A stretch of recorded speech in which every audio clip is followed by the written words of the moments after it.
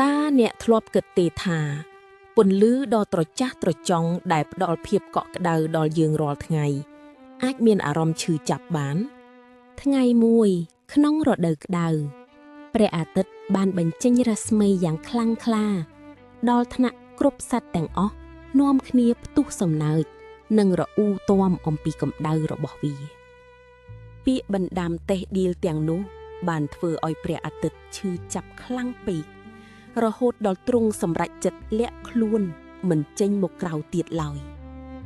ភ្លាមនោះផែនដីទាំងមូលក៏ត្រជាក់និងធ្លាក់ចូលទៅក្នុងភាពងងឹតសូន្យសងយ៉ាងលឿនបំផុត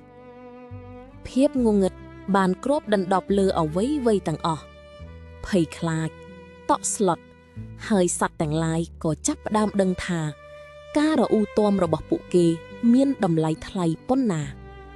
ដូច្នេះពួកគេក៏សម្រេចចិត្តបញ្ជូនបេសកជនម្នាក់ទៅសួរនាំបេសកជនដែលត្រូវបានជ្រើសរើសនោះគឺមាន់គោកដ៏ក្លាហាន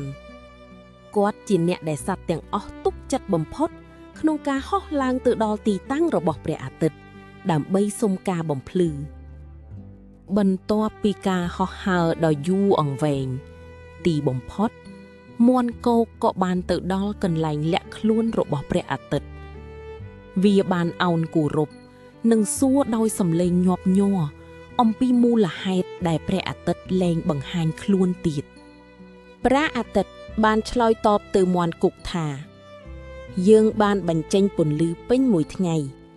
ដើម្បីផ្ដល់ឲ្យអ្នកនៅអ្វីគ្រប់យ៉ាងដែលអ្នកត្រូវការប៉ុន្តែអ្វីដែលយើងទទួលបានមកវិញគឺមានតែការស្ដីបន្ទោសចំពោះកម្ដៅដែលយើងបញ្ចេញតែប៉ុណ្ណោះទ្រង់បានបន្តថាអំពើអកតញ្ញូរបស់ពួកគេបានធ្វើឲ្យយើងឈឺចាប់ពេកហើយដូច្នេះយើងបដិសេធមិនបញ្ចេញពន្លឺដល់ផែនដីម្ដងទៀតឡើយសម្ដីនេះគឺជាការសម្រេចចិត្តដ៏ចុងក្រោយបំផុតមាន់គោកក៏ធ្ងោឡើងថាចឹងមានន័យថាខ្ញុំត្រូវតែត្រឡប់ទៅផែនដីវិញក្នុងស្ថានភាពងងឹតសូន្យសងបែបនេះមែនទេភាពងងឹតនេះមិនមែនគ្រាន់តែត្រជាក់ទេតែវាពោពេញទៅដោយគ្រោះថ្នាក់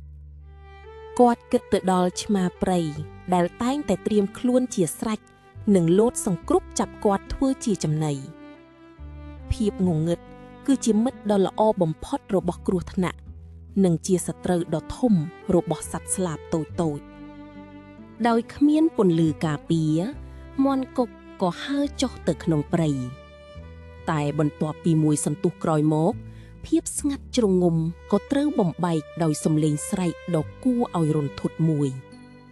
វាជាសំឡេងស្រែកដោយការភ័យខ្លាចស្លាប់សំឡេងស្រែកនោះបានឮទៅដល់ព្រះអាទិត្យវាជាសំឡេងដ៏ស្មោះត្រង់មួយដែលមិនមែនជាការរអ៊ូទាំតែជាការអង្វរសុំជំនួយដោយមិនដឹងខ្លួនមួយរំពេចនោះព្រះអាទិត្យក៏បានរះឡើងហើយផែនដីទាំងមូលក៏ទទួលបានពន្លឺដ៏កក់ក្ដៅសាជាថ្មីគ្រោះថ្នាក់ដ៏គួរឲ្យខ្លាចក៏បានបាត់ខ្លួនទៅក្នុងម្លប់យ៉ាងលឿនបំផុតទោះជាយ៉ាងណាក៏ដោយព្រះអាទិត្យមិនអាចស្វែងរកមាន់គកថានៅកន្លែងណាឡើយតែទ្រង់ដឹងថាសំឡេងនោះបានដាស់ទ្រង់ឲ្យភ្ញាក់ពីភាពអាត្មានិយមនៃការឈឺចាប់របស់ទ្រង់តាំងពីពេលនោះមកនៅពេលណាដែលមាន់គោកស្រែករងាវព្រះអាទិត្យតែងតែបញ្ចេញពន្លឺយ៉ាងរហ័សមិនមែនដោយសារកាតព្វកិច្ចទេតែដោយសារតែការចងចាំនៅការលះបង់និងសំឡេងរបស់បេសកជនដ៏ស្មោះត្រង់នេះគឺជារឿងរ៉ាវនៃការយល់ច្រឡំការឈឺចាប់និងការដឹងគុណដែលបានផ្លាស់ប្ដូរទំនាក់ទំនងរវាងពន្លឺនិងជីវិតតាំងពីពេលនោះមកសូមកុំភ្លេចដឹងគុណចំពោះអ្វីដែលអ្នកមានរហូតដល់វាបាត់បង់ទៅតើអ្នកគិតយ៉ាងណាចំពោះរឿងនិទានមួយនេះតើអ្នកធ្លាប់ជួបមនុស្សដែលស្រដៀងនឹងព្រះអាទិត្យដែលអ្នកតែងតែរអ៊ូទាំពីការខិតខំរបស់គេដែរឬទេសូមជួយចុច like វីដេអូនេះ